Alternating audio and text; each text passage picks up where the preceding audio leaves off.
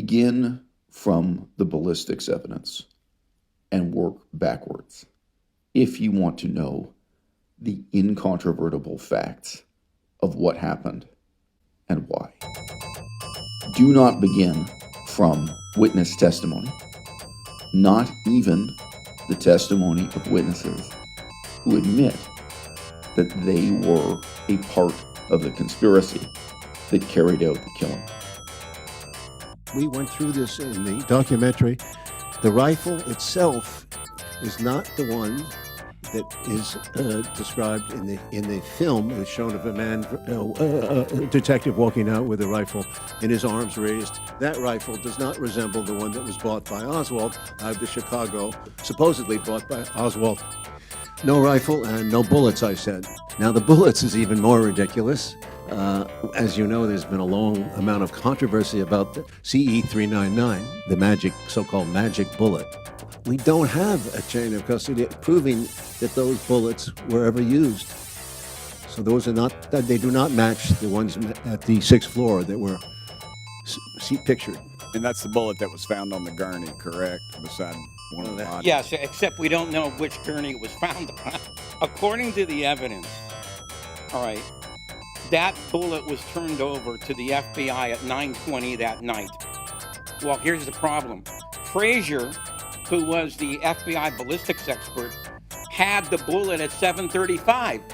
At least 2 and possibly 3 JFK skull x-rays exposed at Bethesda Naval Hospital are missing today and have never been in the official collection.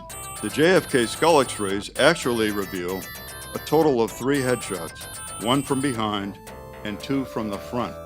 The science of optical densitometry reveals that all 3 surviving skull x-rays are not originals, but rather are altered copy films. So you were there in the emergency room the day that the president was brought in? Yes. How old were you, sir? How old was I? Yeah. 26. The wounds on the president were to his throat and to his head and to his back. The wound to his throat would have killed him. The wound to his head definitely would have killed him. The wound to his back would not have killed him. Did the wounds to his throat and his head look like completely separate wounds? They were 2 separate wounds. Well, let me show it to you. The blue wound was sent from the railroad trestle all the way over to kill him right here. At this point, in the year 2025, we actually have an enormous wealth and variety of eyewitness accounts of that kind. But they can never prove the most fundamental fact that you want to know here.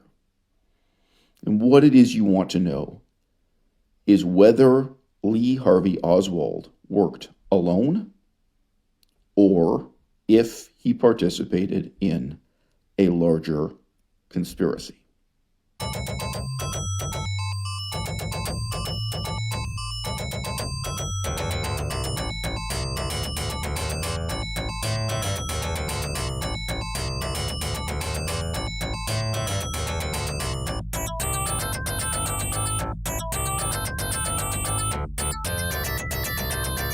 A group of people, not necessarily the CIA, not necessarily the FBI, not necessarily the mafia, not necessarily employees of LBJ, taking orders from and reporting to LBJ. Those are all matters of speculation, several steps further down the line. The first and most fundamental question to be answered will be decided and determined by the ballistics evidence only. Benjamin Shapiro is one of the most influential people in the world in the year 2025. I wish this were not true. I utterly despise Ben Shapiro myself. But whether he's going to become more influential or less so in the next few years he is certainly now in a remarkable position of power and influence that very few political commentators have ever achieved, very few authors, filmmakers have ever achieved or ever will achieve. And Ben Shapiro has tremendous freedom to say whatever he wants to say, unlike a news anchor who is a part of a corporate broadcast that's carefully scripted and edited. Ben Shapiro can make any statement he wants on the internet in video form, podcast form, in his own writing, so on and so forth. And Ben Shapiro has sort of established a new pattern of self-righteous, contemptuous dismissal of anyone who would support a so-called conspiracy theory. Now, I just want to reiterate, a conspiracy theory does not necessarily blame the CIA. It does not necessarily blame the FBI. It does not necessarily blame the federal government of the United States as a whole or the local government in Dallas, Texas. Assigning blame and responsibility, this is a matter several steps down the line. It's subsequent. It's speculative, right? The question of whether or not there was a conspiracy at all, that is the fundamental question. And it's remarkable from my perspective that Ben Shapiro takes no interest in the ballistics evidence. In the United States of America, a remarkably large percentage of people are familiar with handguns, are familiar with rifles. In many other cultures around the world, very few people would have hands-on experience with how these guns work, what the issues are with ammunition, how the ammunition is loaded and unloaded. The details that may seem mind-numbing and dazzling and disorienting to someone who grew up in England and hasn't handled a gun and hasn't grown up surrounded by people who talk about buying and owning guns openly. Someone who grew up in a more repressive, gun-controlled culture, they're quite easy for the average American to understand. Apparently not Ben Shapiro. And again, Ben Shapiro is sort of pointing a new direction of dismissal, a new pattern of conservatives scoffing at any suggestion that there was a conspiracy. Now, the expertise you would need, by contrast, to examine the medical reports, the autopsy evidence, even the photographs of JFK's corpse from the hospital, and come to the conclusion that the images had been doctored, that there had been some kind of jiggery, pokery, and deception in the medical reports, in the handling of the corpse and what happened with the autopsy and the establishing of those facts. Quite a bit of special expertise is required to scrutinize those documents. And very, very few people in the United States of America have the kind of hands-on experience to talk about that with any sense of certainty. Fewer and fewer people in the United States of America have experience with the photographic techniques, the filmmaking techniques that would lead you to be skeptical about what you're seeing in the Zapruder film, which is to say the videotape evidence. We would say today, videotape, it's not a videotape, it's old-fashioned film. But the videotape evidence that we've got to work with, there are irregularities. There are problems with that film that would be obvious to you if you had kind of hands-on experience with filmmaking that at that time, at least a few thousand people in the United States of America had. But today, in the current generation, fewer and fewer people have worked with celluloid that way. Fewer people can look at that film strip and say, something is wrong here. Something doesn't look right. Or can say, I know what's been done to modify this film, because I've done similar sorts of special effect work myself. The Zapruder film remains, an incredibly important piece of evidence, but it is evidence that has been doctored. Okay. Now, likewise, the medical reports in the hospital, incredibly important evidence, but it's evidence that has been doctored. No pun intended. It's evidence of jiggery pokery. And very obviously, it was not possible for Lee Harvey Oswald to modify that film, modify the medical reports, or influence the medical doctors, to be in any way involved in the revision of what the autopsy report says. So there is a kind of conspiracy after the fact that's evident in all of those sources. Now, again, that will never prove any one theory as to who is responsible, who gave the orders. And that's obviously what matters much more than who pulled the trigger, or even the question of whether the people pulling the trigger were plural in number or not, if it was just one man, Lee Harvey Oswald. Begin with the ballistics evidence. Begin at the end and work backward. At the end, a police officer was shot. J.D. Tippet. J.D. Tippet was allegedly shot by Lee Harvey Oswald while Lee Harvey Oswald was fleeing the scene of the crime. So after Lee Harvey Oswald had shot President Kennedy, allegedly, he escaped to a movie theater. On his way to that movie theater, he randomly encountered this police officer, supposedly shot and killed the police officer. What does the ballistics evidence prove? I have seen formal reports from the federal government, United States of America, formal inquiries that admit the ballistics evidence proves that this shooting could not possibly have been done by Lee Harvey Oswald. But there is a further point that Lee Harvey Oswald could not have possibly organized the bizarre evidence, the incoherent and self-contradictory evidence indicating that he was the person who shot Officer J.D. Tippet.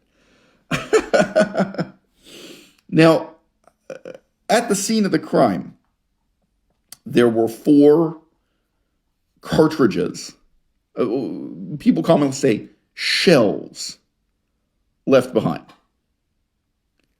Now, when we say a shell, or the husk of the cartridge, okay, this is part of the bullet that you may have seen in movies ejected from the side of a gun automatically.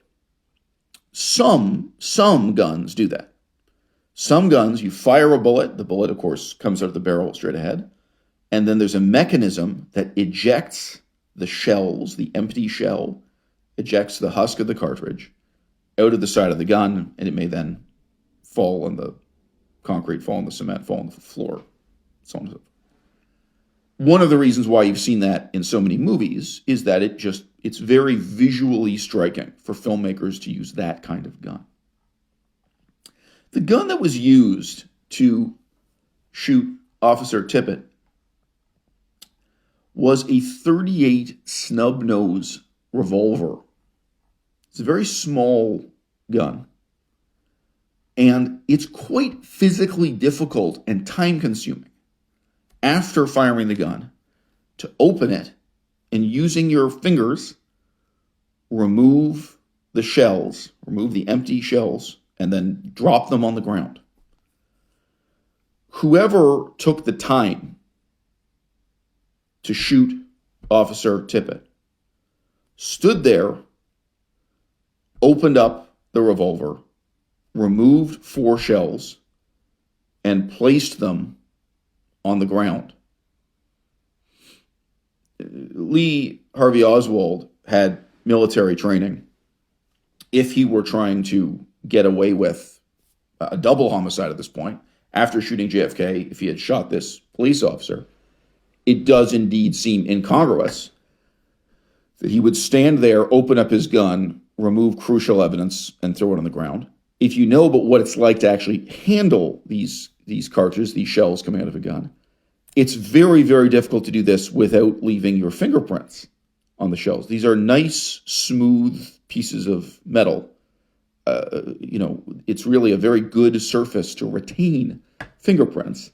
Now, if you have a fork in your pocket, you could get out your fork and try to, pry out the shells without touching them with your fingers. But, this would be quite some work to leave behind these 4 shells. Now, in slang, in English, we talk about shells and we talk about slugs. Why do we say slug for a bullet in English? When a bullet is being fired out of a rifle or out of a handgun, it becomes liquid. It becomes so hot that it's either entirely liquid or semi-liquid. It becomes pliant and flowing, right, while it's in the chamber of the gun. It flows down the rifle, the barrel, right? This, by the way, leaves evidence on the slug, as we say, so that a slug fired out of one type of gun barrel will have markings that are visible under a microscope. Sometimes they're visible to the naked eye.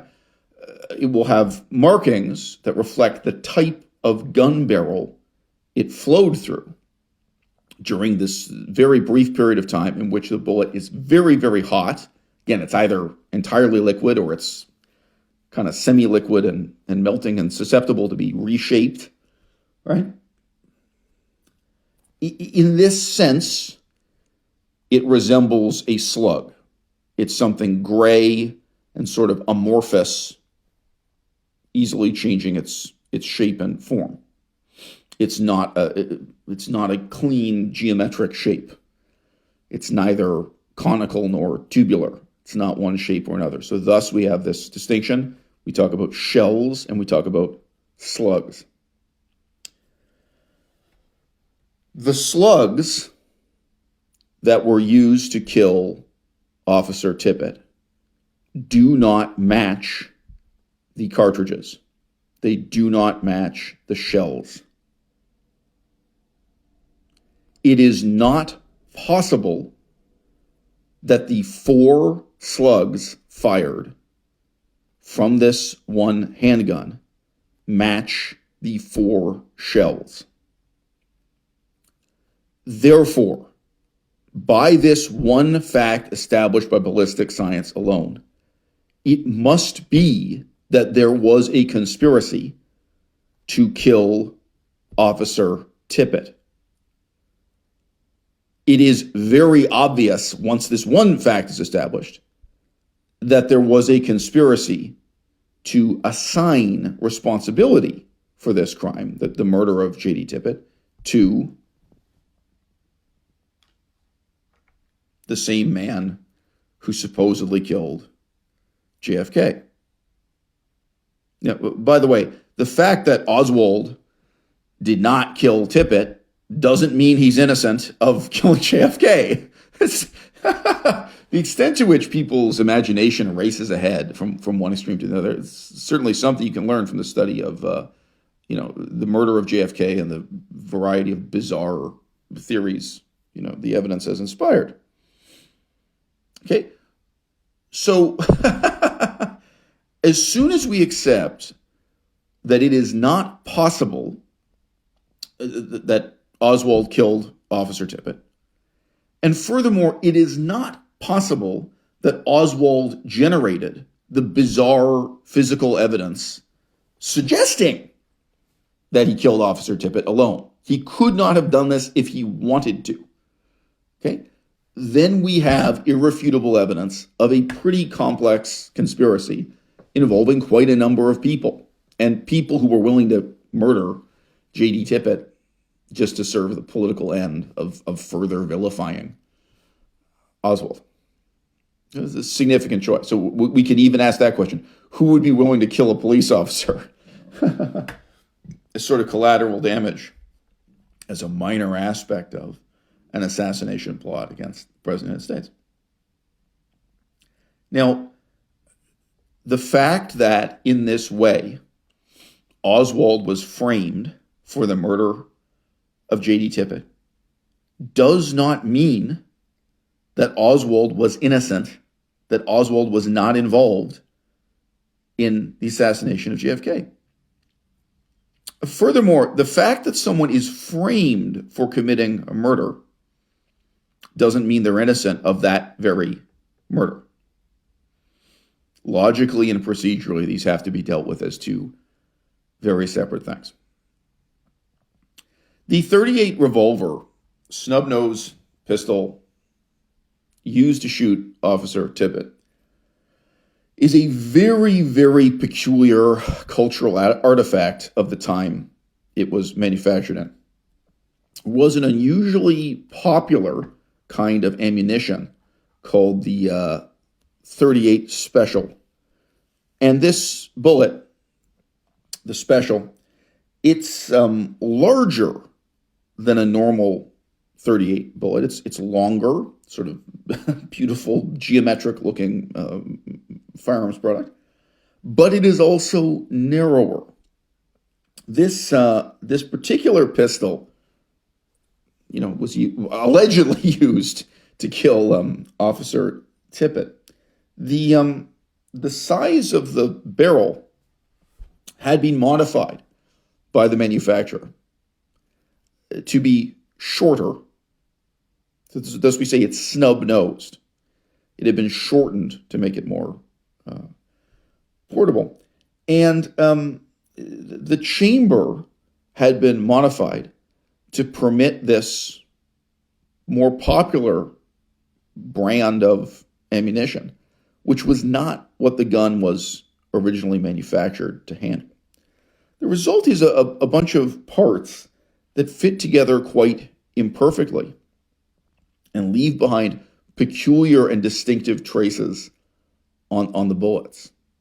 So you've got bullets that are slightly too narrow for the barrel. They fire, and if you can kind of imagine this slug, this piece of liquid metal, sort of bouncing off the walls of a barrel that's a little bit too wide. So it drifts one way, comes into contact with the barrel once it drifts the other way. A little bit of exaggeration to say it ricochets back and forth while it's working its way down the barrel. But obviously you lose accuracy and you lose efficiency because the different parts of this pistol don't work together very well. So it's a very strange, it's a very peculiar pistol in the history of firearms produced by particular historical circumstances. The 4 cartridge casings were from 2 different brands, 2 different manufacturers of ammunition. And without imputing any definite motivations to anyone, if you had these 4 cartridge casings matching the 4 slugs, investigators would be in a position to say, look, there's no other gun in the world that could have fired these slugs. This is dispositive proof. These 4 slugs matching these 4 cartridge casings, it must be this gun that was used to commit the crime because it is such a peculiar gun that can take such a peculiar range of ammunition and that doesn't really fire any of the particular types of ammunition all that accurately, right? But the slugs don't match. the slugs don't match the cartridge casings.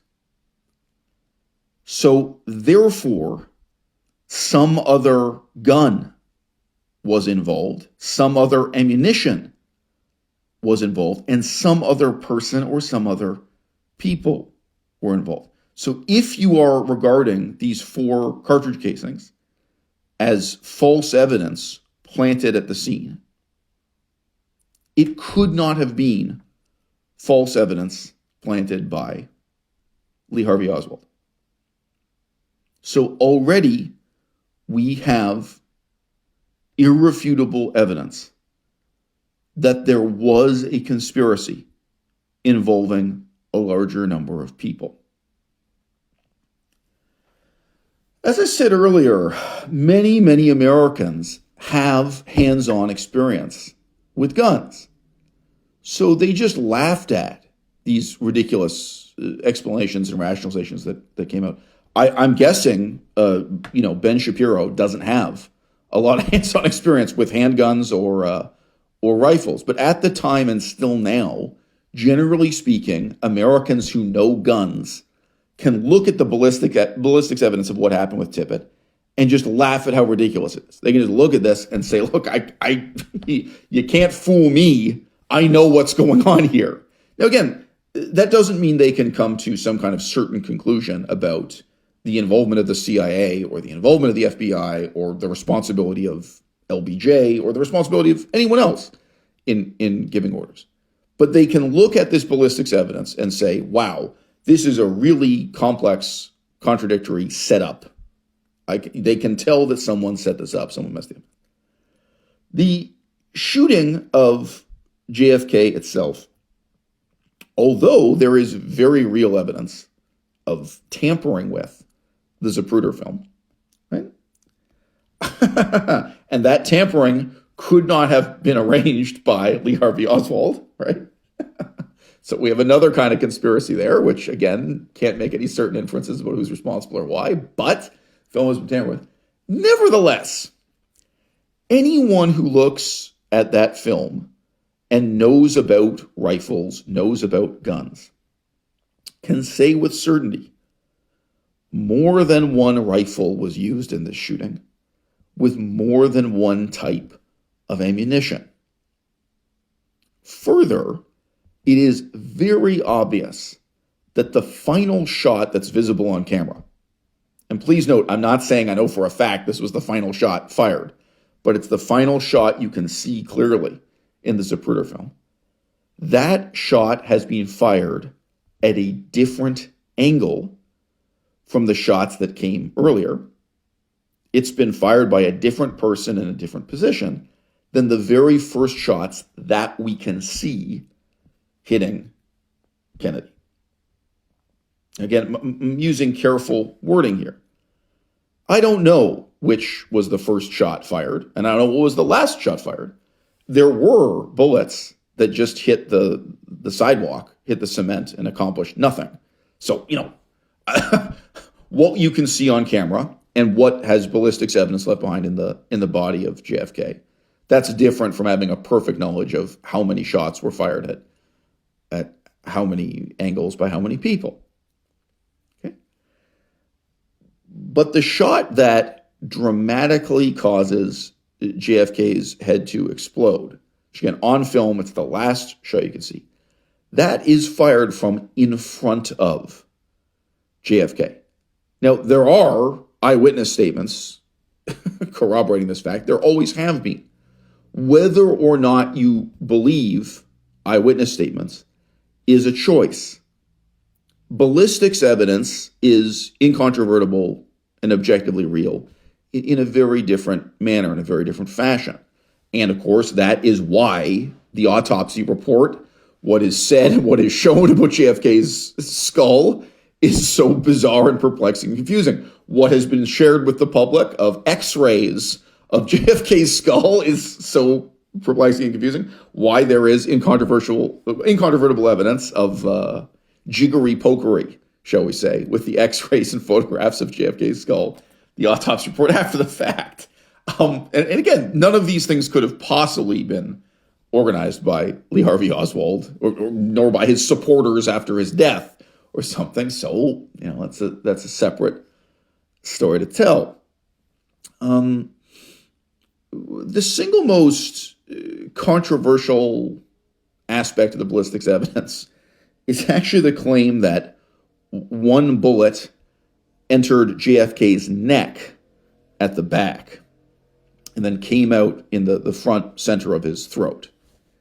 I actually believe this is totally untrue. I do not think there was a bullet that struck his spine in the middle of his neck and then passed through and came out the front of his throat. Nor do I believe, vice versa, there was a bullet that struck the middle of his throat in the front and then went through the spine in the back. Again, the Zapruder film, although it has been doctored and modified in various ways, it still is evidence. If a bullet had struck JFK in that part of his neck, right, his neck would have snapped and fallen over one way or another. The most likely effect is that his head would then hang limp to one side or fall forward. There's more than one way to get shot in the neck and have your spine severed. But whether that bullet had entered from the back of his neck or had entered through the front, you would be looking at dramatic evidence of that impact. And I hate to tell you this, the soft tissue on the front of your throat, all of you listening can touch it right now. You can touch your larynx, can touch that soft tissue in the front of your neck and in your throat. That will not stop a bullet. If he had been struck by a bullet coming from in front of him that hit him in that part of the throat, it would have proceeded through to impact his spine, the spinal column in the neck. And then again, you would have seen the effect of that impact in the Zapruder film. And again, that bullet would have been one of the first bullets fired. So again, we can't say with certainty that was the very first bullet fired, nor can we say it was the first bullet to hit him. But it's among the first. It's very early in the Zapruder film that you're seeing this peculiar injury in the front of his neck. Now, there is another explanation that makes all of the conspiracy theories uncomfortable. That the very tiny wound in the front of JFK's throat is from a bullet fragment, which is consistent with just the size and severity of that opening. That quite possibly the very first bullet to strike JFK in the back of his skull, a fragment from that came out through his throat. And that is because the bullet was fired from above him and behind him, shooting downward.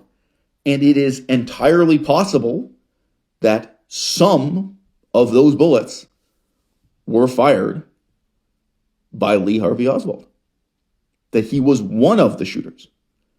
What is not possible is that Lee Harvey Oswald shot Officer Tippet. What is not possible is that Lee Harvey Oswald was simultaneously above and behind President Kennedy and also in front of him, and that he fired two different types of ammunition from two different rifles that struck Kennedy from two different directions. What is impossible is that Oswald worked alone. Now, there are many statements from many witnesses about what happened after the shooting, when everyone started paying attention to what was going on around them. And some of the witnesses describe seeing somebody who resembles Lee Harvey Oswald, but he's wearing the wrong color shirt. It's very significant that there was a woman who already knew Oswald. She knew him prior to the Kennedy shooting, unrelated to the Kennedy shooting. She knew him face to face in real life, who saw and recognized Oswald on the bus, getting on the bus after the shooting. She just happened to be taking the right bus at the right time. And she describes the shirt he's wearing as the correct color. So again, not all of the witnesses saw the right guy. Lee Harvey Oswald was not that distinctive looking a fellow. There were some other very skinny guys around who resembled him. And again, I have no reason to even say that there were intentional lookalikes. A lot of people believe that. Whether or not there were intentionally planted lookalikes resembling Lee Harvey Oswald, some people saw some other guy wearing a different colored shirt and they were convinced they saw Lee Harvey Oswald. Well, maybe not. But someone who already knew Oswald, knew him well, face to face, recognized him when he got on a bus right after the Kennedy shooting. And it wasn't just the color of his shirt that was remarkable. She says that he, quote, looked all crazy, close quote, and that his shirt was torn in a peculiar way. Why was his shirt torn? Now, the fact that he looked all crazy, she basically means he looks stressed out and freaked out, which would be understandable if he were coming from either witnessing the assassination of JFK or participating in the assassination of JFK. Well, we have another witness statement from someone who confessed that they were a part of the conspiracy to commit the crime, that there was a saw in the room, in the so-called sniper's nest, in the Texas Book Depository. There was a saw next to the window. And the saw was there because, as is well known, there were ongoing renovations to that room. There were boxes and pieces of wood and tools. I do not know if this was a band saw or a jigsaw or a rotary saw, but I would imagine this was an upright rotary saw. This is a kind of saw that's attached to a table, if you like, set up to cut planks of wood for the ongoing renovations. And that allegedly Lee Harvey Oswald set up his rifle and so on, leaning on this saw. So again, it doesn't mean he's leaning on the blade of a saw. If you don't, okay, not everyone has hands-on experience in a wood shop. This is sort of in the same sense that a sewing machine is generally built into a table as a kind of fixed appliance. This is a type of saw that is built into its own solid table. It's a good sturdy thing to get set up on with your rifle. And it was probably just the right height to be by the window. This saw is absent from all of the photographs that were published in newspapers of the sniper's nest, of the room that Lee Harvey Oswald supposedly fired his gun from. And again, there is no reason to think Lee Harvey Oswald was in there alone. There's no reason to think that. But there is good reason to think he was one of the people in that room, that he was one of the people who pulled the trigger and fired a gun. There is no reason to accept that he shot Officer Tippet. And as soon as you accept the ballistics evidence, there's a cloud of incredibly complicated and difficult to summarize evidence about what really happened with Officer Tippet. Not going to narrate that here.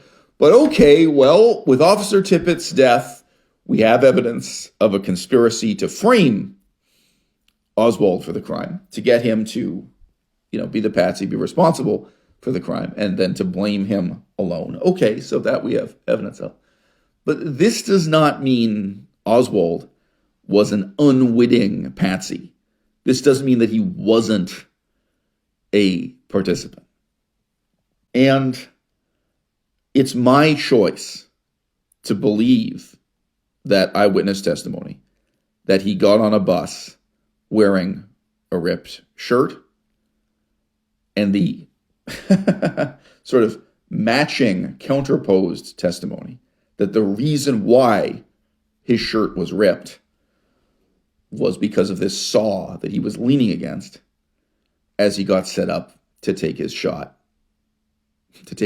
plural, at JFK from behind and above the president. We know a lot about the life of Lee Harvey Oswald. His wife continued giving interviews about him for many, many years after his death.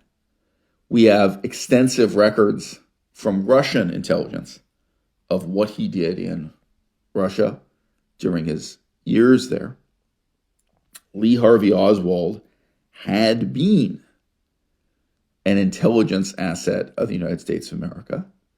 He was provided training in intelligence in the signals division of the U.S. Marine Corps. He obviously was a kind of, intelligence man in training for the Marines, who was sent on a mission to the Soviet Union, that perhaps began as an attempt at espionage, but very quickly devolved into a kind of peace and friendship mission. I mean, he had no ability to spy on or report anything in the Soviet Union, the way he was handled and the way he was assigned to a home. And Lee Harvey Oswald in Russia spent most of his time and energy trying to get married. So he fell in love with a Jewish woman who has given interviews about it for many years after Oswald's death. We have all kinds of details, not just from sort of diaristic writing and letters and reflections at the time, even audio recordings from Soviet intelligence. We have many hours of recorded conversations between Oswald and the woman he did marry and have children with, who is not this Jewish woman he fell in love with. We have evidence of every stage of this doomed romance. But Oswald, whatever his mission had originally been, it was obvious he wasn't going to accomplish it. He wasn't going to accomplish much of anything in the Soviet Union. And again, just to be skeptical, it's possible he was sent over there primarily on a friendship mission. Like, well, okay, Oswald, go over, say that you're a defector, say that you leave the United States, you'll get fluent in Russian, live there, work there, sleep with the women, see what you can do. We need more people who can be a sort of middleman and talk to the Russians on our behalf. It's possible there was no espionage component to the mission at all. It's possible the assignment was pretty close to what he actually ended up doing, which, of course, accomplished next to nothing. But he put his time and energy into trying to get laid. And this Jewish woman he fell in love with didn't want him. The chemistry just wasn't there. And we have step by step his carefully hatched plan to get revenge on her by instead sleeping with and rapidly marrying this reasonably good-looking blonde woman who did indeed become the mother of his children. So he had a kind of hasty, headlong whirlwind romance with this blonde Russian woman who wanted to fly off to the exotic United States of America and see the world. And from the very beginning in Russia, their relationship was rocky, to say the least. It was falling apart from the moment that it was put together. And again, we even have audio recordings and transcripts from Russian intelligence step by step of them arguing over the housework and the cooking. This is a doomed romance from the outset. He had an unhappy marriage, and while it lasted, he had an unhappy life. He produced an enormous amount of writing. After he returned to the United States of America, he applied to enter various university programs. He was trying to parlay his experience living and working in the Soviet Union and marrying a Russian woman. He was trying to parlay that into some kind of role for himself as a specialist, as an expert in that field. And certainly there was a lot of competition to be an expert on Soviet politics. The book he wrote at that time, a sort of carefully measured account that Russians are human beings too, we shouldn't dehumanize them, so on and so forth, sort of moderate middle position on how to regard the Soviet Union. Now, that human side of who he was and what he was doing is not remembered. Common memory of who Lee Harvey Oswald was and what he was doing, it focuses almost entirely on this one photograph of him holding a rifle, the details of how he got the rifle and whether or not it's the right rifle. Sort of a very peculiar monomania on what he was doing within just a few hours of the shooting and who he was connected to and who were his handlers. None of that matters. The question of who actually pulled the trigger doesn't matter. What really matters is that we know more than one person is involved. And given the facts just set out in this relatively brief podcast, if you want to come up with a minimum estimate of how many people were involved, how they were coordinated, the minimum number, it's remarkably large. How many people would it have taken to set up the death of Officer J.D. Tippet and to attempt to link it to Lee Harvey Oswald, and to set that up in advance so that it could seem as though Tippet were killed about 45 minutes after JFK was killed, so on and so forth? There's no way that plan could come together within 30 minutes of the assassination of President Kennedy. When you are looking through this step by step and just treating the ballistics evidence as an incontrovertible fact, you are looking at a remarkably large number of people who are remarkably well coordinated. And in some ways, they're outrageously incompetent. In some ways, as with the mismatch between the shells and the slugs, the peculiar choice of the type of gun to be used, the wrong color shirt, all of the the quiddities of the magic bullet theory, the way in which the U.S. government ends up making up ridiculous excuses to try to minimize the number of shots fired and the number of shooters. Again, even the fact that they tried to cover up and destroy evidence of bullets striking the sidewalk, which is not surprising. Why would every single bullet perfectly hit its target? Some of the bullets fired missed. Well, that's a problem because the government wants you to think there was just one rifle with just one shooter. Okay, yeah, we get into these ridiculous, risible complexities. But how many people were involved? And yes, it is actually fair to ask, why were they so inept? Is there any reason to think that this was a team of professionals from the CIA, as opposed to amateur hour, as opposed to a few henchmen who worked for LBJ? And there were many people who want to emphasize or exaggerate the involvement of the mafia of organized crime. I don't find any of those claims credible myself, but who knows?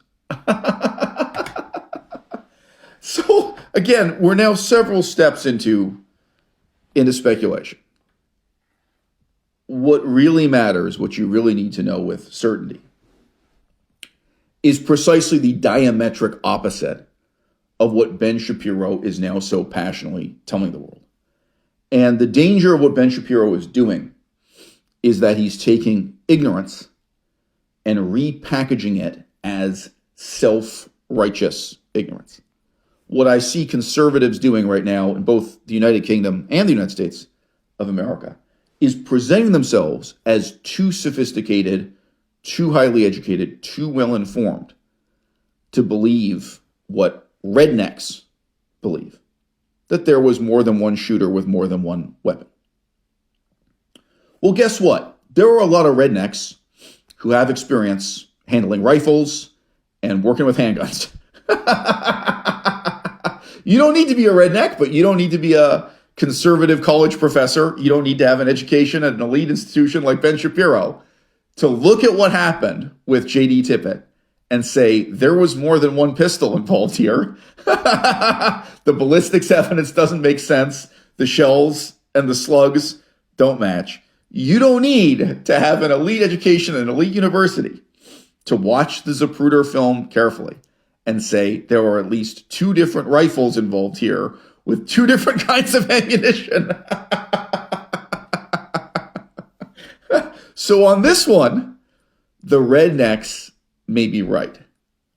And I'm sorry to see such a clear-cut case, frankly, descend into that kind of depraved province of elitist snobbery, whereby people pretend they're too sophisticated to admit what it is they don't know or how it is they came to feel so certain about what they think they know.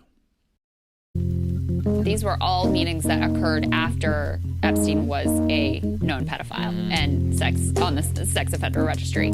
So, anyone could claim innocence and I had no idea before there was an actual... Yeah, that's right. Pre-2005. Even then, it doesn't take a genius. Yes. Quote, when asked about his relationship, he said, first response is that it is none of your business or anyone's. Second is that I knew him and that we met occasionally, okay? But he also scheduled a flight for him. Epstein actually planned to fly with them to have dinner with Woody Allen and his wife. Woody Allen, huh? Interesting. I didn't know why him and Epstein would be friends. Bitch, I was born 1928, Oak Lane, Philly, sitting on a milk crate. I ain't gonna be another one of them statistics. I got rich with a degree in linguistics. Jeff Epstein, that's how I got famous. These PhDs, gonna die nameless. New game plan back in 73 when I was just some guy from MIT. They printed my book, but burned every copy, no question now. This ain't gonna stop me. My name in the papers at NPR. I can't be a nobody, no gotta be a star. Cambodia what?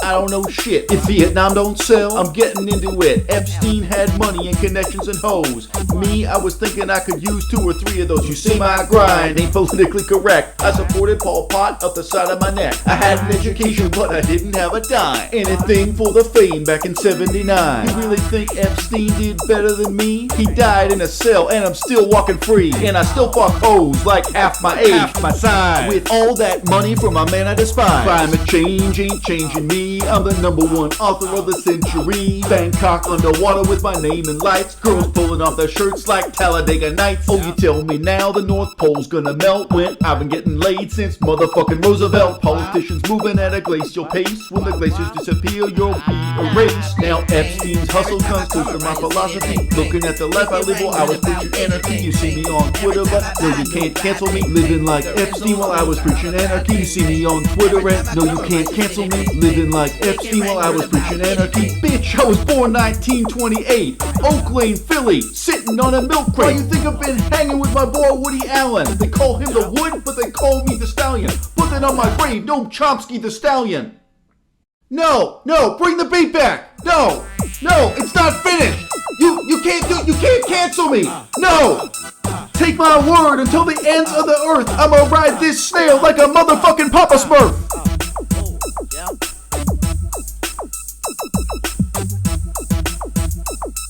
Oh, you tell me now the North Pole's gonna melt when I've been getting laid since motherfucking Roosevelt. Politicians moving at a glacial pace. When the glaciers disappear, you'll be erased. Now Epstein's hustle comes close to my philosophy. Looking at the life I live while I was preaching anarchy. You see me on Twitter, but no, you can't cancel me. Living like Epstein while I was preaching anarchy. You see me on Twitter and no, you can't cancel me. Living like Epstein while I was preaching anarchy.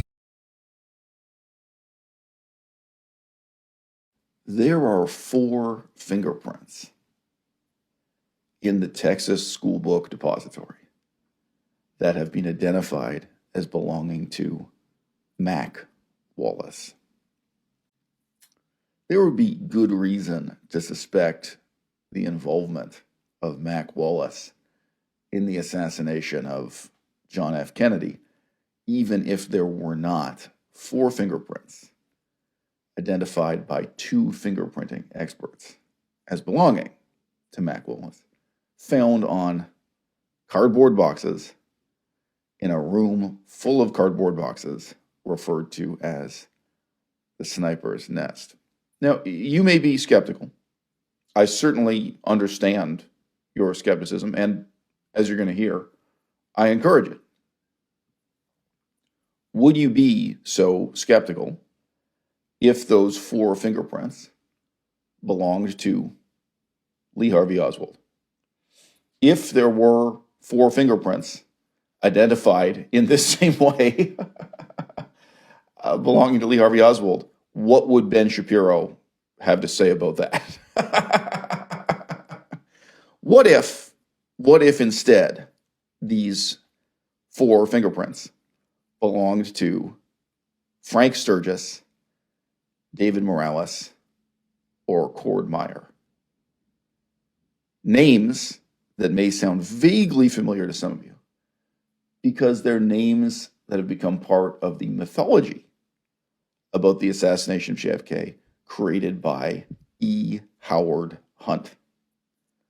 We would be living in a very different world today if there had been a mainstream Hollywood movie centering on the biography of Mac Wallace, the involvement of Mac Wallace in a series of assassinations or a series of murders, a series of killings leading up to the death of JFK, instead of a mainstream Hollywood movie being loosely inspired by the version of events set down by E. Howard Hunt. Now, Hunt worked for the CIA, and his version of events massively exaggerates the role and significance of the CIA. I notice that career gangsters, involved in mafia organizations, exaggerate the role and significance of mafia organizations and gangsters. And I think the origins of these versions of historical events are quite similar. What Howard Hunt claimed is that in Miami, he had a conversation with a bunch of guys he knew from his own career with the CIA about the possibility of assassinating JFK. That may be true. It may be true that he had this conversation and that it involved people like Frank Sturgis and Cord Meyer, David Morales. Maybe true that such a conversation took place. That doesn't mean Frank Sturgis pulled the trigger. That doesn't mean those men even succeeded in getting this conspiracy rolling that they discussed with Howard Hunt. The fact that you had that conversation just means you had that conversation. Now, likewise, there are a whole lot of gangsters with a whole lot of stories about a whole lot of conversations about, people in the organized crime demimonde saying that they would like to assassinate JFK. There are particular reasons for that. Some of those reasons are linked to Cuba, just like Howard Hunt's backstory with Frank Sturgis, David Morales, and so yeah. Some of them are linked to the Bay of Pigs disaster. But, JFK was corrupt. He took bribes. He paid bribes. JFK's connections to organized crime were enough to get him killed, shall we say, or elicit some interest from the organized crime demimonde in killing him. And what JFK's brother was doing at that time, RFK, in really drawing attention to the presence of organized crime in labor union organizations, sort of on the TV news every month, if not every night. This was very worrying to organized crime figures. And it is a reasonably well-recorded fact that JFK wanted to assassinate Fidel Castro by any means necessary, and that JFK at least spoke to some organized crime figures. It's possible JFK actually paid organized crime figures to go out and assassinate Fidel Castro, which they did not succeed in doing. They may not have even attempted doing. But that's a fairly well-attested and well-recorded little footnote in the biography of JFK. I am not here giving a full resume of JFK's connections to significant figures in the history of organized crime. That would be quite a long podcast unto itself. But my point is, the fact that there are people who said these things, right? The fact that there are witness statements, and not even witnesses to a murder, not witnesses to a shooting, but witnesses to a conversation, between a few different people who are saying they would like to carry out such a shooting. The type of evidence we're talking about here, very, very different from the hard facts of ballistics as a science, right? Ballistics, the study of the evidence produced by guns and bullets themselves. Now, the interpretation of fingerprint evidence is an art, not a science. It's quite scary to look into the politics of how certainty is manufactured in a courtroom, and that you can have 7 different fingerprint experts look at the same set of fingerprints and come to 7 different conclusions. There really have been murder cases overturned where, in court, the jury was told that this is just a simple scientific fact. Here's the fingerprint, here's the murderer, case closed. And when you look into it, this is a very human process of sitting and looking at some black and white lines on a chart and sitting there with pen and pencil and circling things that you think are points of resemblance and points of difference and charting them out. There is a real question of subjective interpretation, our imperfection in the face of fingerprint evidence. Right now, in the year 2024, you can see the 4 fingerprints reportedly left by Mac Wallace in the Texas School Book Depository. You can see the evidence for yourself in black and white. And you can sit there and attempt to compare it to, the proof positive evidence where we know this is a set of fingerprints taken from Mac Wallace by the police and that are on police file records.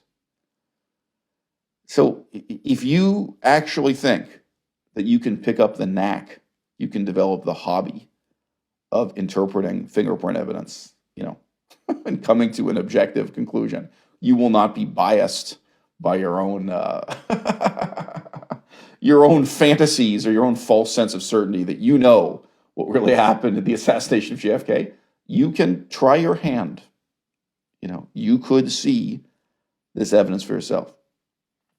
Isn't it a strange contrast to compare what I've said in the first 9 minutes of this podcast to what Ben Shapiro said just yesterday, as he doubled down and quadrupled down on his commitment to the magic bullet theory, to the view that Lee Harvey Oswald shot John Kennedy and Lee Harvey Oswald alone. And I notice he does very, very vaguely extend this to include the killing of police officer J.D. Tippet. He uses the word evidence a lot. He talks about the difference between evidence and conspiracy theories. He very vaguely and briefly alludes to the difference between evidence and eyewitness testimony, which is a lot harder to talk about. Okay, well, ballistics evidence, that's one form of evidence. Ben Shapiro is not interested. He's not going to deal with it. The examination of a corpse, an autopsy report, right? Medical report, including photographs and x-rays of the condition of the corpse. That is another kind of evidence. Ben Shapiro has absolutely no interest, not one word said about this. And of course, the 4 fingerprints left by Mac Wallace, that is yet another kind of evidence. Now, it is very easy to mislead people about clandestine operations. It is very easy to mislead people about your own involvement in black ops. It is very easy to exaggerate what you know. It's very easy to lead others to exaggerate in their own imagination the significance of what you did. Howard Hunt knew Cord Mayer. These were 2 guys who knew each other over many years of working in the CIA. What if they had a conversation in which Cord Meyer just vaguely indicated to Howard Hunt, yeah, he knows all about what happened with JFK. It would be very easy for Howard Hunt to come to the conclusion that Cord Meyer was a crucially important person at the CIA who made these decisions. Right? It's very easy to mislead someone without intending to mislead them. There is no evidence that Cord Meyer was an important person in the assassination of JFK. None. Absolutely zero. Now, Cord Meyer, in his role in the CIA and his personal connection to JFK, he probably knew, whether he knew before the events happened or found out after, he probably knew a lot about what was going on. He probably was in a position to raise an eyebrow and with a nudge and a wink say, hey, he knows more than the average person who just reads the newspapers. There were probably a lot of people in the CIA who felt that way, whether they were correct or incorrect, in the conclusions they had come to about what really happened and why. Obviously, Howard Hunt was wrong about what happened and why. I don't think Howard Hunt was lying. Howard Hunt said of himself that he wasn't an active member of a conspiracy. He wasn't an assassin. Howard Hunt said that he was sent to Dallas, Texas, to be a bench warmer. Now, this is a very specific image out of American sports. So a bench warmer does nothing. A bench warmer is sitting on the bench, ready to go. A bench warmer is someone who is ready to replace somebody else if there is a problem. So if what he's saying is 100% true, let's just suppose this basic claim made by Howard Hunt is true. He was sent to Dallas, Texas, where he did nothing. All right? My supposition is that he knew nothing. Right? This is not some Hollywood movie in which the evil villain is going to sit there laughing and explain the whole plot to him. Howard Hunt was a CIA agent. Howard Hunt did black ops. Howard Hunt had blood on his hands.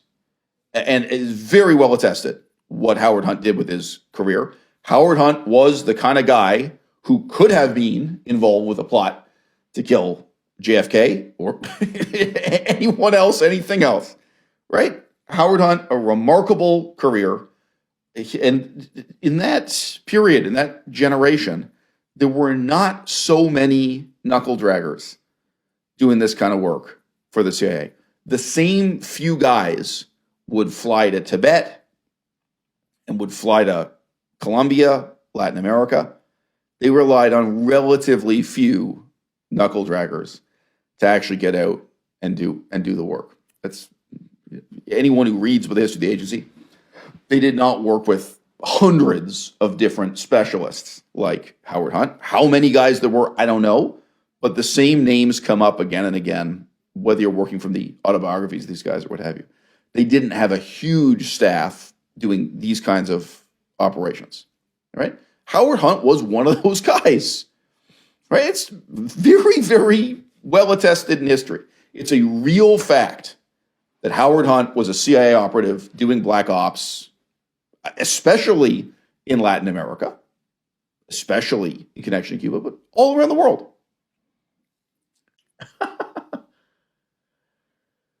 If Howard Hunt was sent to Dallas, Texas, and he sat there and did nothing, in his own idiom, he was there as a bench warmer, why would he be told anything more than, we need you to sit here and be ready in case something goes wrong? Why would he know anything else? Significantly, in this context, why would he know the name Mac Wallace? He didn't. I mean, Howard Hunt, before his death, seems to have set down in writing and set down in audio recordings everything he knew about the assassination of JFK that was of any use. But what he knows is not useful. What did Frank Sturgis have to do with it? What did Cord Meyer have to do with it? What did a mysterious Frenchman have to do with it? Or possibly a guy who was not French, but his nickname was Frenchy, et cetera, et cetera. The narrative that Howard Hunt set out, and that's been tremendously influential, that is Howard Hunt talking about other people at the CIA that he believed played an important role in the assassination of JFK. And again, if he's being entirely honest, this is based primarily on one conversation he had prior to the assassination in Miami. So, my point is, he could be 100% sincere. All of that could be 100% well-intentioned, and yet also 100% false and misleading.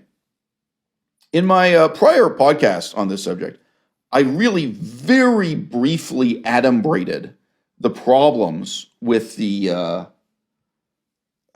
death of Officer J.D. Tippet, the assassination of this police officer, J.D. Tippet. Obviously, you could spend several hours narrating the bizarre constellation of facts and innuendo and lies and contradictions and just how weird it is. The case that the police put together about who killed J.D. Tippet and why. Even describing the geography of where this happened, where the eyewitnesses were standing, the route that Lee Harvey Oswald would have to walk to get there, what direction the people were facing, the alleyway, the different positions of the parked cars, and then what it was that the witnesses thought they saw. I only really talked very briefly about the ballistics evidence, and how these things match or don't match. The shirt that was being worn by the man who was perceived to be Lee Harvey Oswald, by some people, not others, thought this guy was Lee Harvey Oswald. He's wearing the wrong color shirt, blah, blah, blah. The timeline of when exactly does Lee Harvey Oswald arrive at the movie theater, whether or not it is even chronologically possible for Lee Harvey Oswald to be on the right street at the right time to shoot J.D. Tippet. I dealt with none of that in my prior podcast. And isn't it significant that just yesterday, Ben Shapiro sat down at the microphone? He doesn't deal with any of that either. But provocatively, one of my suggestions to the audience was this. Are we really looking at a highly professional operation carried out by the CIA? Or are we looking at amateur hour? Are we looking at some amateur thugs who worked for LBJ, Lyndon Johnson?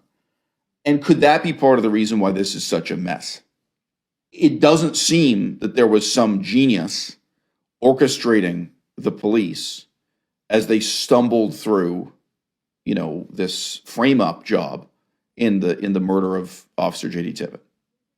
There are many, many peculiar, quiddities and details here, but several of the police officers thought they had the wallet left behind by Lee Harvey Oswald.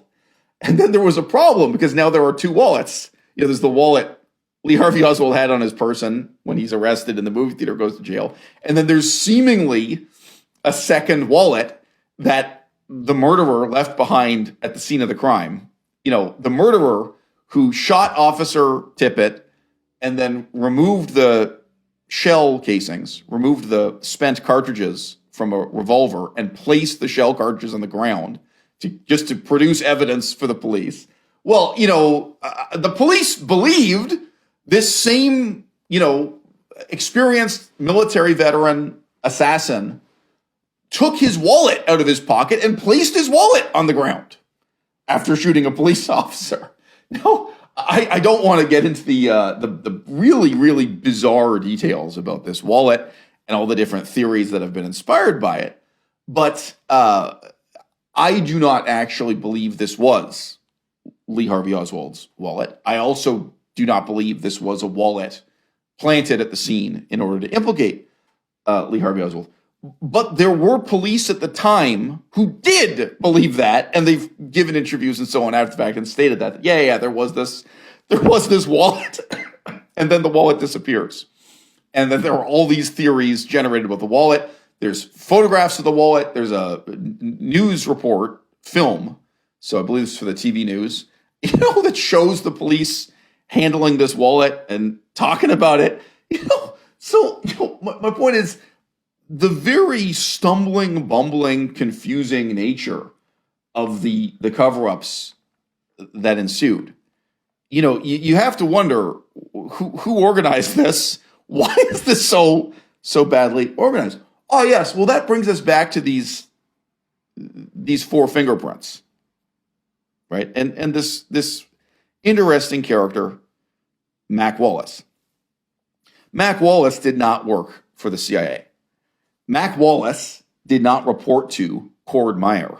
Mac Wallace did not work with Frank Sturgis, David Morales, Howard Hunt. Mac Wallace was a designated hitter. At a minimum, there are 2 murders. There are 2 killings. We are absolutely certain Mac Wallace was responsible for. Some people have a list of 8. Some have a list of 13. There was this witness to history, Billy Celestes, who talked a lot about how Mac Wallace was the real deal. And Mac Wallace really did kill people for Lyndon Johnson. There's a lot of evidence about Mac Wallace and what he did with his life. As I say, there were 2 killings where we're absolutely certain this is Mac Wallace. And, if you spend the time and start looking at the evidence and eyewitness reports, you will probably come to the conclusion there were at least several other killings Mac Wallace was responsible for, right? But Mac Wallace is not the CIA. Mac Wallace is not the FBI. Mac Wallace is a guy who calls in a favor from a friend and works with a friend of a friend, so on and so forth, right? I'm not saying Mac Wallace was bad at his job, but Mac Wallace is not employing a huge staff in a world-spanning, highly professional organization. Mac Wallace is exactly the kind of guy who might leave 4 fingerprints behind in the Texas School Book Depository.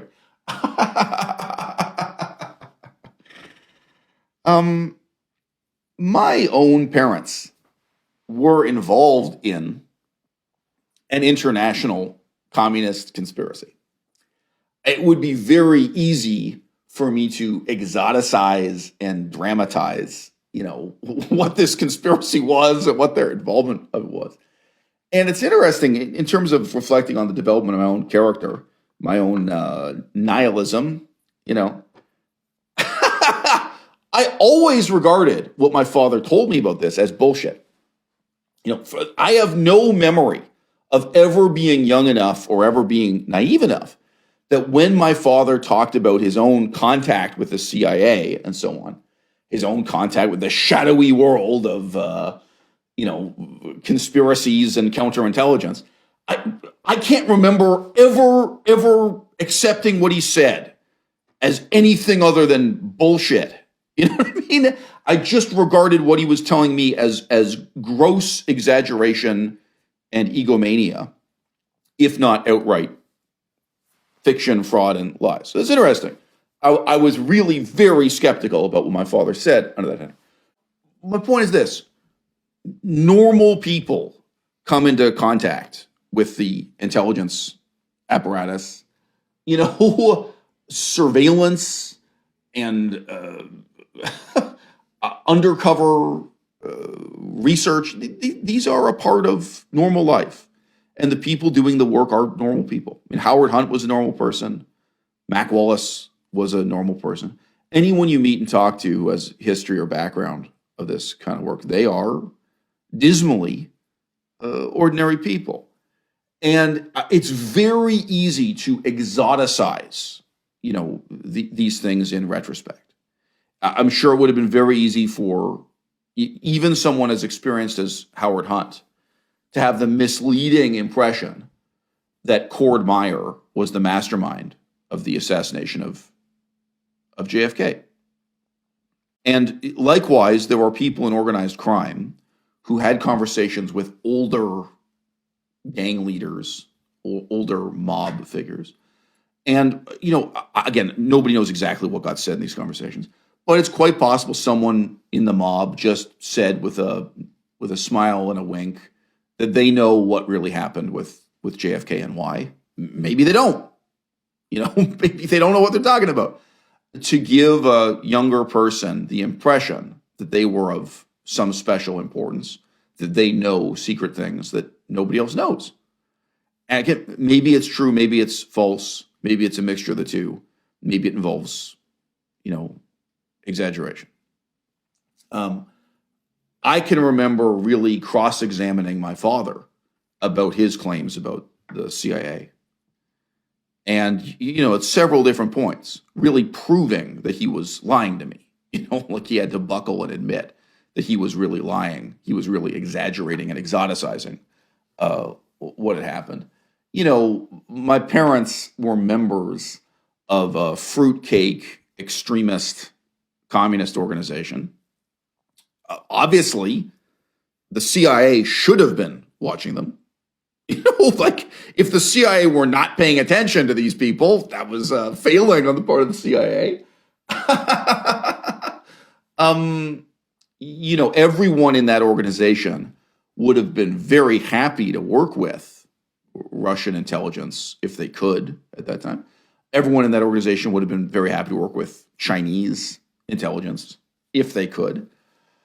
In my father's case, he also would have been very enthusiastic to work with the Cubans or work for the Cubans. So, it was a bunch of these kinds of nutcases. These were fringe, lunatic communists, and they were not hidden. They were not a secret cell.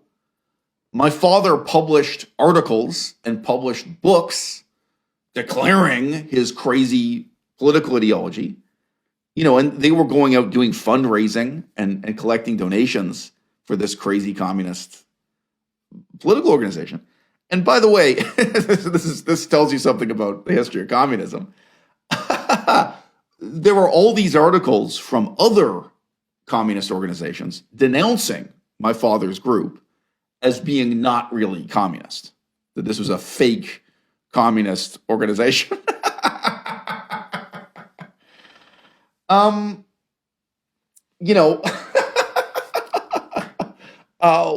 What if one day the CIA declassifies the documents about what my father did with his life, and it's a bunch of real professionals at the CIA saying, this is complete bullshit. These people are not going to accomplish anything. There's no reason to take these people seriously. This is just ridiculous. This is just a pathetic joke. What are you going to say? It can't possibly be that the CIA took all threats to the Pax Americana equally seriously. There must have been some communist revolutionary groups that were laughed at, not just publicly, but privately amongst experts at the CIA. So I'm gonna take music and I'm gonna try to make it three-dimensional, like on Star Wars and the hologram will pop up out of R2-D2. I'm gonna try to make something that jumps up and affects you. Fuck the light at the end of the tunnel, cause I'm living for the tunnel. Flat broke Bitcoin huddle, never in it for the money, I was in it for the killing. Love is like the army and alliance of the willing. Her pussy so tight, her money so green, halfway to the moon on that methamphetamine. Met her in Miami airport, she was living in Bahamas. Never talked about the numbers. I told her she had beautiful eyes. She said, I like your size, in the middle of a criminal enterprise. Rap game, David Spade with it for the shekels. Orange peel marmalade, ate it for the freckles. We were not alone. I flew with mercenaries, they were killing as a team like SNL in the 80s. In a war we couldn't win on orders from Paris. Commander was from Corsica, looked like John Lovitz, Dana Carvey in artillery. Couldn't understand. Dead from the plague with a sword in his hand. On a death march to Akka, took the nose off the Sphinx. Well, she was putting paper in a truck called Brinks. I had sand in my teeth when I met Caroline in an airport lobby, standing in line.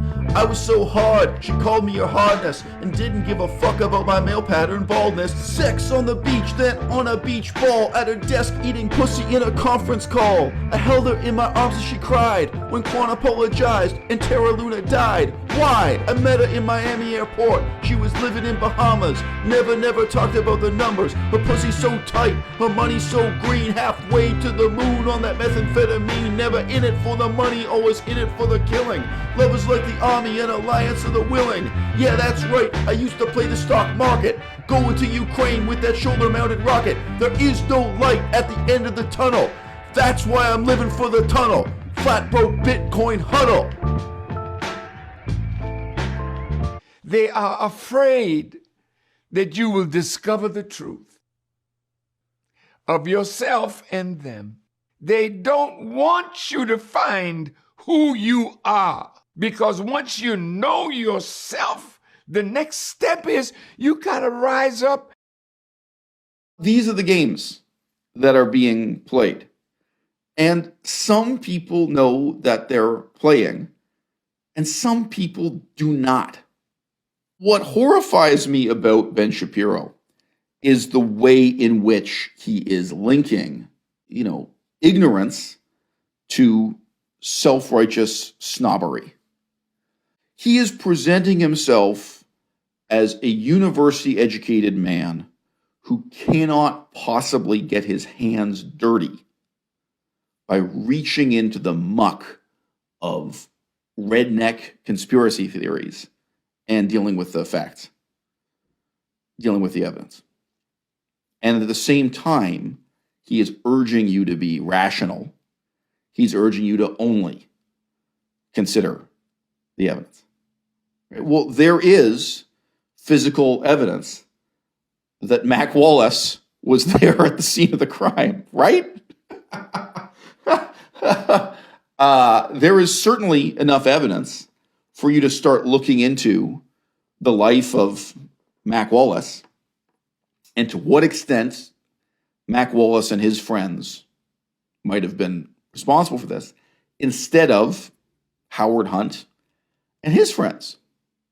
But we're actually living through an historical period in which Howard Hunt's theory of what happened and why, very much placing the blame on the CIA, remains the most influential theory, the most influential, cluster of anecdotes about the death of JFK in Dallas. I do feel a lot of pain in Ben Shapiro's voice. He's always lecturing us that we should care about facts and not feelings. But I find it impossible to overlook the extent to which it's his feelings that he's putting down on film here for the historical record. I think he feels hurt by anti-Semitic conspiracy theories, old and new. I think his, political position on the right-wing fringe has exposed him to innumerable anti-Semitic conspiracy theories that have shocked him, horrified him, hurt him emotionally. I think he's aware of the tension between, his own position of prestige and influence and the extent to which many of the people who are his supporters and many of the people who would be his supporters dismiss everything he has to say simply due to anti-Semitism. Now, why is anti-Semitism such an important part of the history of Western civilization? I have been in the position of trying to explain to people in Laos who grew up in a totally Buddhist cultural environment what Judaism is, what anti-Semitism is, and just why the Jewish minority it casts such a large shadow over the history of each of these countries. Anyone who grows up there and cares about politics, anyone who grows up in Laos, Vietnam, or Japan, like a totally alien cultural context, they'll first develop some familiarity with Christianity. But, Christianity is already kind of foreign set of concepts. And then they're like, oh, yeah, right. And then there was this other religion before Christianity, and in many ways it's the same, but they don't accept that Jesus was the Messiah. Yeah, okay, right. So I have a vague understanding. And then again, whether you're talking about a Japanese person or someone from Laos or Vietnam or Cambodia, as they learn more about the political history of Western Europe, as they learn more about politics in the 21st century as it's unfolding today, they are going to see that this obsession with the Jews and Jewish conspiracy theories comes up again and again and again. Now, it's remarkable, even in ancient Latin literature before Christianity, just how many comments we have, just how much discussion we have, how much conversation we have about the significance of Jewish people within the Roman Empire. At that stage already, you could say Latin attitudes towards the Jews as a minority is kind of major focus, major concern, major interest in the extant literature. Of course, it snowballs from there. The French Revolution is the first moment in history when the left is associated with Jewish conspiracies.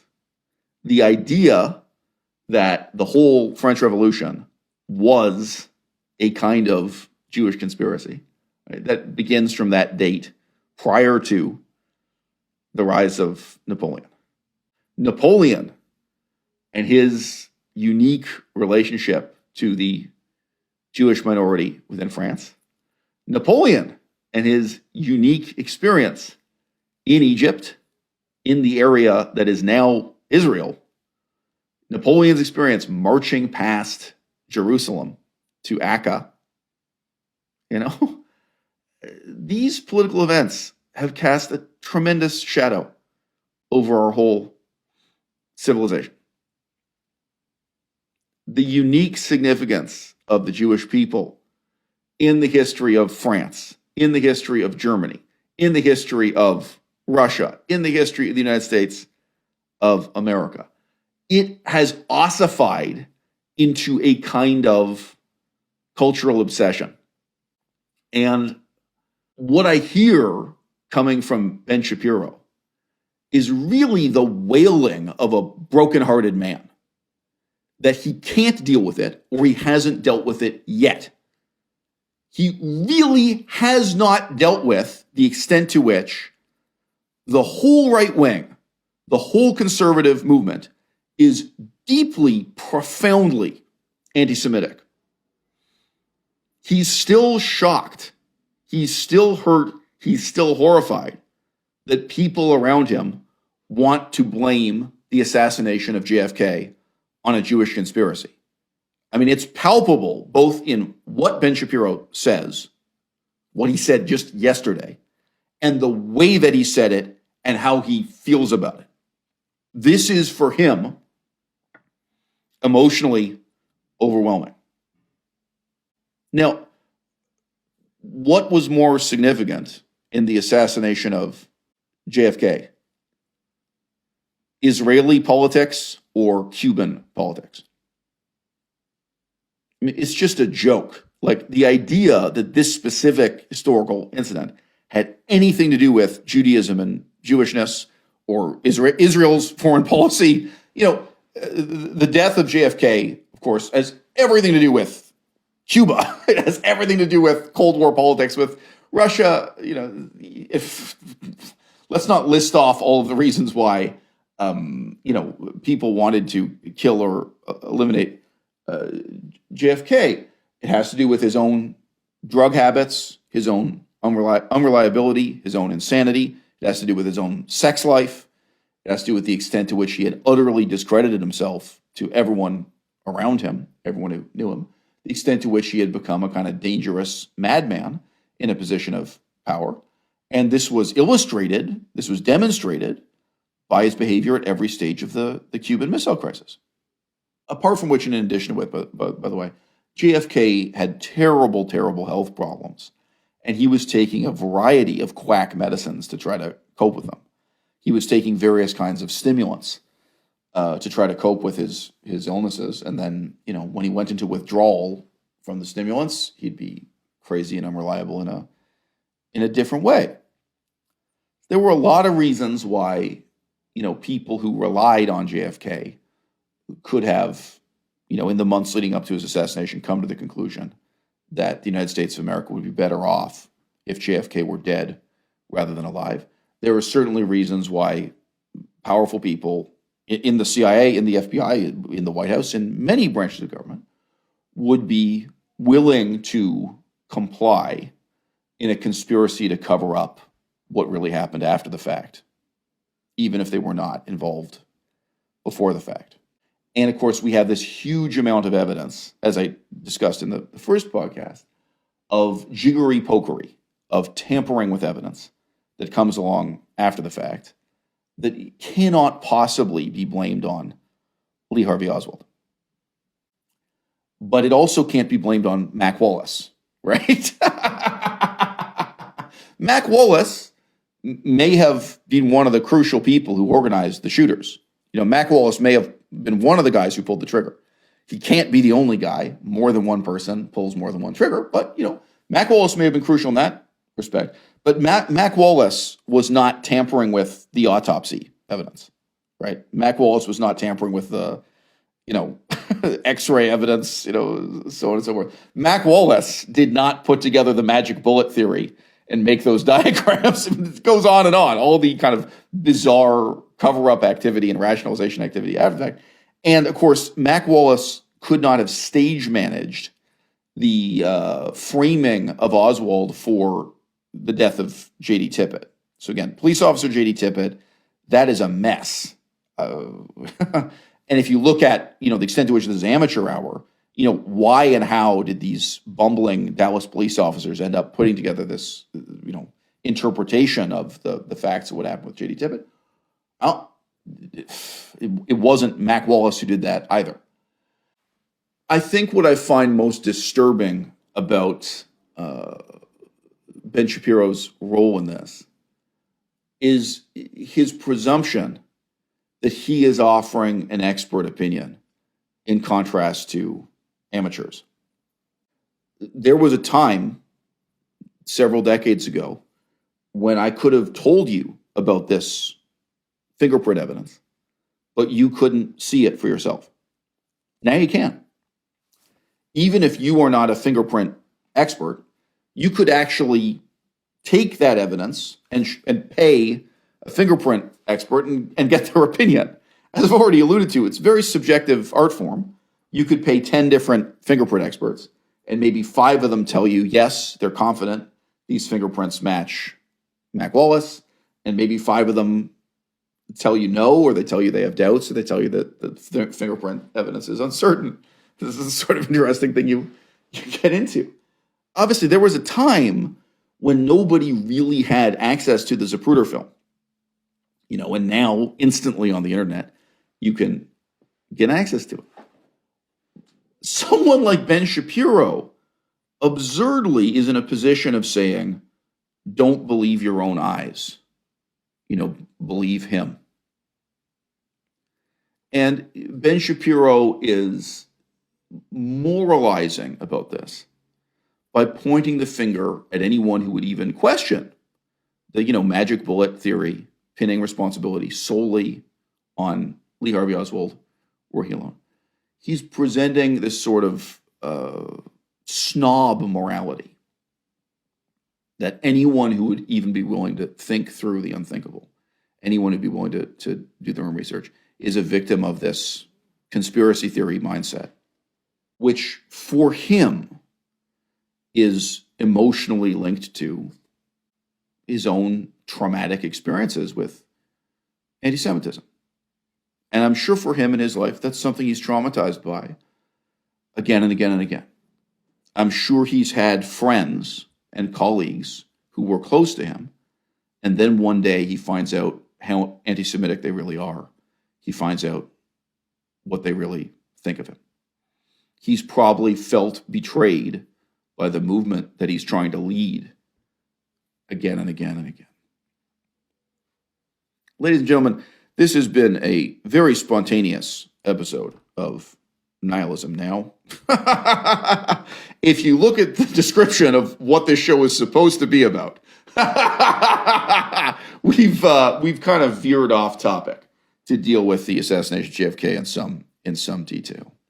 I hope this has been, kind of emotionally satisfying for you to hear, because you're now living through a period of time in which many authoritative voices on the internet, like Ben Shapiro, are telling you, if you think this through, if you question it, if you believe your own eyes, then you're crazy. And,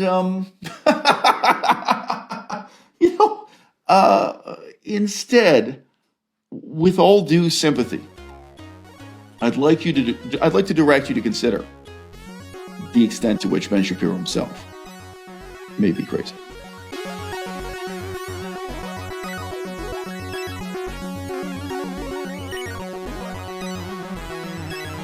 Maybe we can practice doing a show.